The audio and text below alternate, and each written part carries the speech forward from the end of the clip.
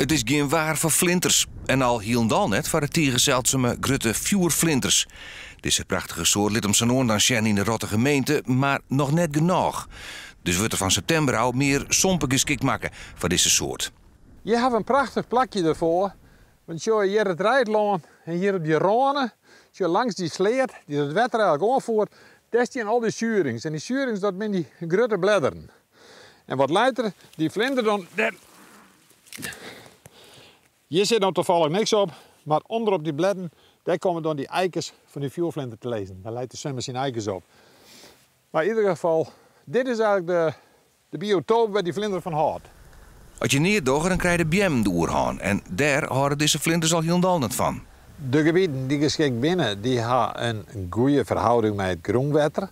Dus dat is dat het wetter goed in die gebieden komen kennen, dat ze wierholden worden. De gebieden die aanpakt worden, die zijn iets minder wierd, die zijn wat vergroeid. Er worden mos opgroeid en bjemkes opgroeid. En die lagen die verstoren, die worden eruit halen. Het is net voor het eerst dat dit gebeurt, maar wel zo wichtig dat Europees zilt ervan beschikbaar is.